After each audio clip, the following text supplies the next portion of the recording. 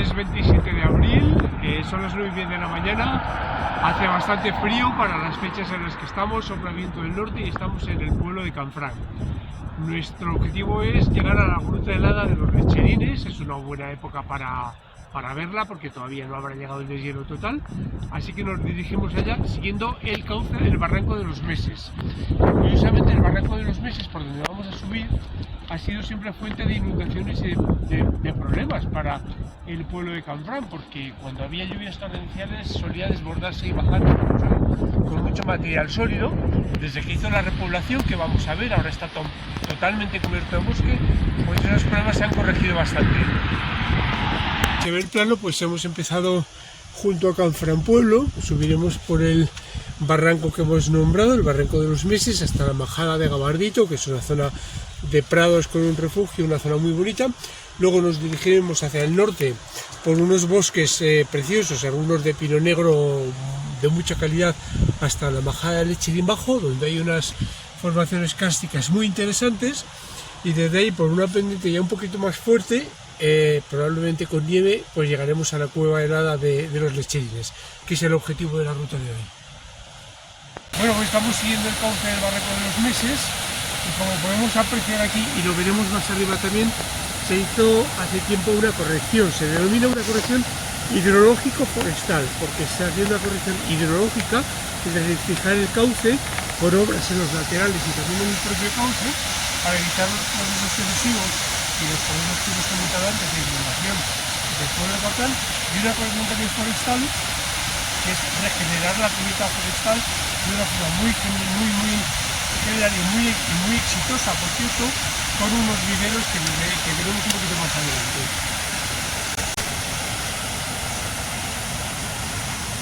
Pues ya estamos aquí en los viveros. Estos eran los viveros que se hicieron cuando se construyó la vía férrea, el ferrocarril de Canfranc, de Zaragoza hasta Francia por Canfranc, para hacer la corrección forestal de la que comentábamos.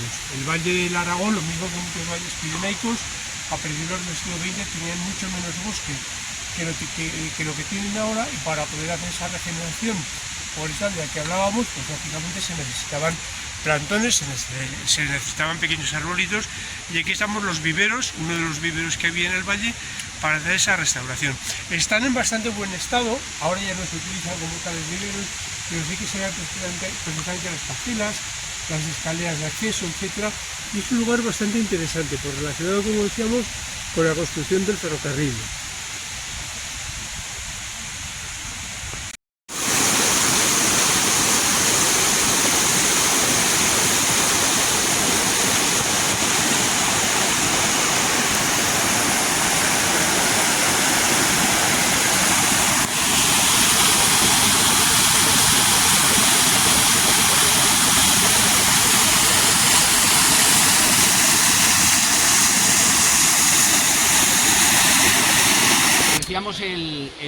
En esta parte rocosa que queda colgada sobre el valle en el que estamos subiendo, como se ve un salto y una especie de forma de U enmascarada aquí por la vegetación, que está indicando la diferencia de nivel del glaciar que en los momentos álgidos de la glaciación europea procedía de las laderas a las que vamos a acceder ahora hacia Gabardito. Tenía un área de recogida de nieve muy inferior a el río principal del que venimos, el río Aragón, que recogía en cambio otras fuentes de origen glaciar, de nieve, de cumbres más altas, acumulación mayor de nieve, por tanto mayor potencial erosivo. Este tenía un menor potencial erosivo, pero esto hay que imaginarse en el momento en el que desembocaba el río de hielo, el glaciar, de la zona de Gabardito, que conectaba con el glaciar que bajaba de la zona de Somport, etcétera, etcétera. Por tanto, esta es, podríamos decir, la zona de conexión, ¿no? Y el salto se produce, repito, por la diferencia de fuerza erosiva que tenía el glaciar principal respecto al glaciar secundario.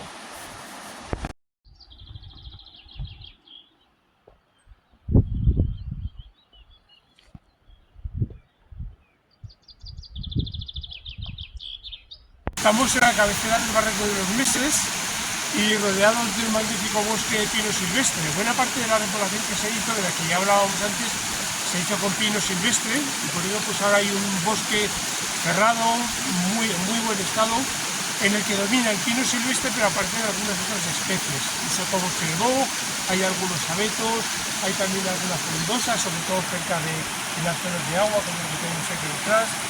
Y dentro de poco vamos a entrar en un área en la que la vegetación cambia completamente, porque vamos a entrar en un magnífico cafetal.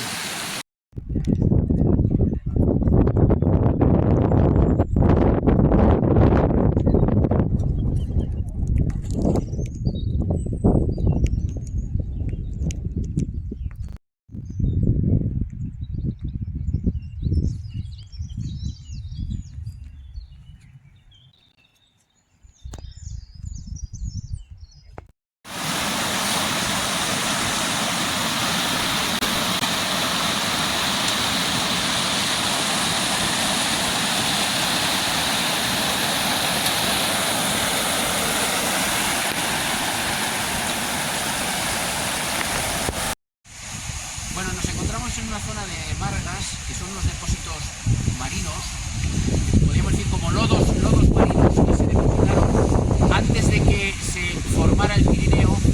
Era un gran surco marino muy profundo que estaba entre la meseta española, más o menos donde está ahora, más o menos, no es exactamente así, pero bueno, y el macizo central francés, un surco como de unos casi 100 kilómetros, un poquito más de anchura, muy profundo.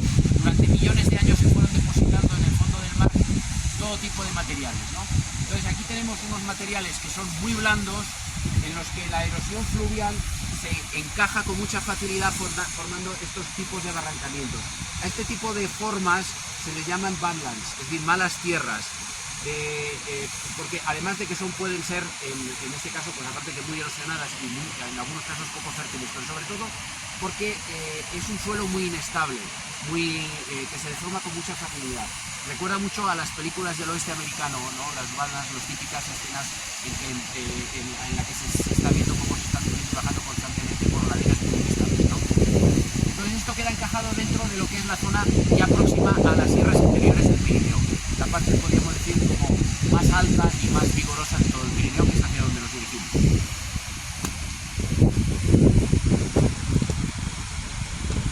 Aquí estamos ya a una altura en torno a 1600 y pico, casi 1700, y hemos visto un cambio de vegetación. Siguen siendo pinos, pero en este caso es pino negro. El pino negro suele ser de porte menor que el pino silvestre, no crece tanto, es más pequeño. En este caso está muy denso, es un bosque de pino negro muy denso, y tiene una particularidad, y es que es el árbol que alcanza mayor altitud en el Pirineo. Por encima del bosque de pino negro ya el arbolado desaparece, solamente hay vegetación herbácea y arbustiva, y por tanto es el árbol que es capaz de alcanzar mayor altura, superior incluso que el abeto y el haya.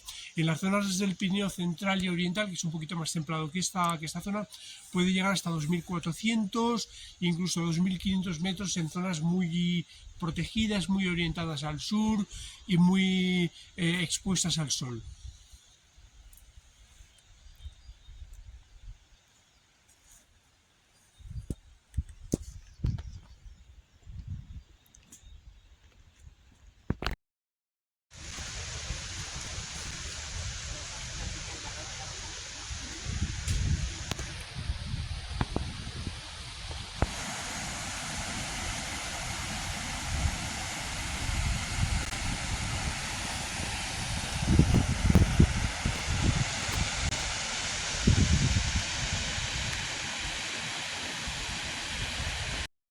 Estamos ya dentro del Parque Natural de los Valles Occidentales, que engloba las cabeceras de los valles más occidentales del Pirineo aragonés, lo que es el noroeste de la provincia de Huesca, desde el Valle de Canfranc hasta la frontera con Francia y por el oeste hasta el límite con Navarra. Estamos ya aquí en la Mallata Alta, que se denomina Mallata de Lecherín Bajo, porque está justo debajo del macizo de los Lecherines. Es una amplia superficie de prados en terreno calizo. Hay fenómenos kársticos muy interesantes que veremos, y hay unas construcciones que son refugios de pastores, porque aquí en verano suelen estar pastoreados, sobre todo por ganado vacuno. Son unos pastos de altura de bastante calidad. A las espaldas tenemos una depresión kárstica, se denomina dolina, y es un agujero, por decirlo así, en forma de embudo, en este caso es en forma de embudo, que se forma por disolución de la caliza, estamos ya en un sustrato calcáreo, disolución de la caliza en el agua de lluvia o el agua de fusión de la nieve con presencia de CO2. El CO2 es un gas atmosférico que está presente en la atmósfera, por tanto todo agua de lluvia con nieve lleva CO2, por tanto ese agua con CO2 tiene la capacidad de disolver lentamente la caliza y generar una serie de relieves cársticos entre los cuales estamos viendo la dolina. Se ve muy bien, es una dolina de tamaño pequeño, ahora se hay mucho más grandes. Y en el fondo tiene lo que se llama el sumidero o ponor, que es el lugar donde se va el agua de fusión o de lluvia, cuando llueve en abundancia, y penetra en sistemas de circulación subterránea.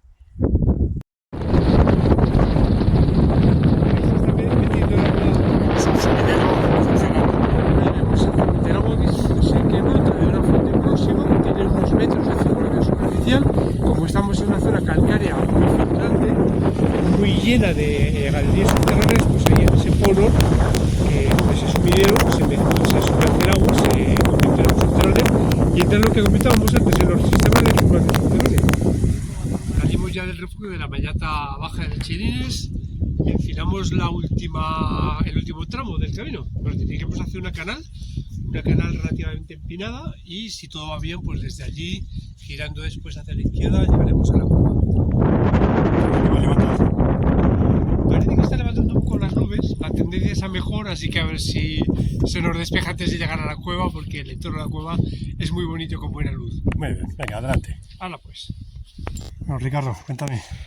Pues mira, estamos pasando desde el punto de vista geomorfológico y geológico de una zona de cadena alpina. Si giras a la derecha, ves perfectamente todos los pliegues de la roca caliza, ves cómo hace una C, ahí enfrente, lo tienes justo enfrente, un poquito más a la derecha, con todos esos torreones, ¿vale? Y justo estamos en zona de contacto con, bueno, si sigues bajando, fíjate cómo las calizas siguen haciendo como una serpiente, por encima de la Majada Alta y por encima del campo de Dolinas.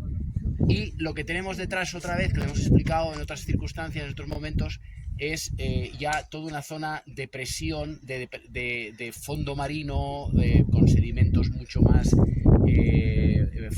dúctiles, mucho más maleables, mezclados con arenas y mezclados con arcillas, mucho más fácilmente erosivo, ¿no? Pues esta es una zona de contacto y el collado precisamente está en esa zona de contacto, es decir, es mucho más sencillo siempre acceder de un valle a otro allí donde la erosión ha abierto una brecha, ¿no? Y la brecha se produce precisamente por la diferencia de resistencia a los materiales.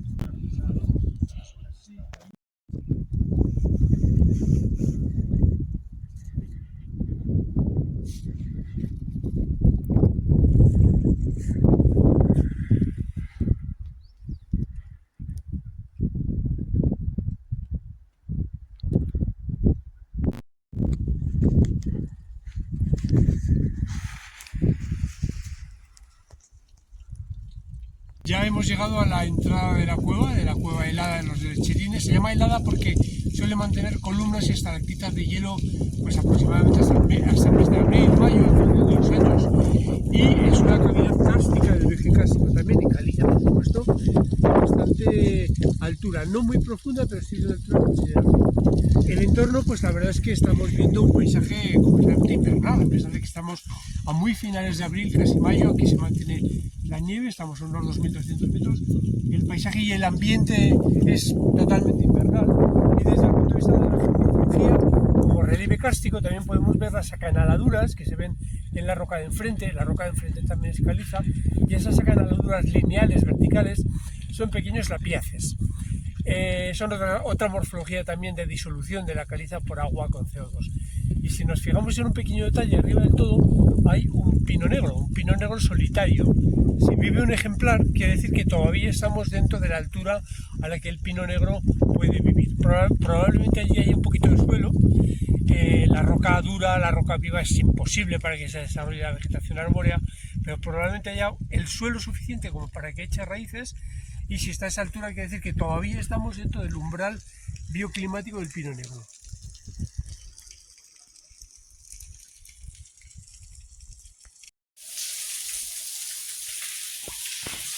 Estamos ya en el interior de la cueva, finales de abril, todavía se mantienen algunas estalactitas de hielo, incluso una columna de hielo aquí a la izquierda, ya la fusión ha sido parcial, pero bueno, podemos apreciar que las dimensiones de la cueva son bastante considerables, pues sobre todo por la altura. Las filtraciones del agua y la fusión de la nieve que se produce en la parte superior es la que va formando cuando se congelan las estalactitas y las columnas de hielo. Estamos ya terminando la excursión de bajada, la tarde magnífica, y tenemos una preciosa visión que es Collarada. Collarada desde el oeste. Lo estamos viendo de perfil con el valle de Ib al norte de Collarada, y una preciosa imagen de esta sierra que superan los 2.800 metros.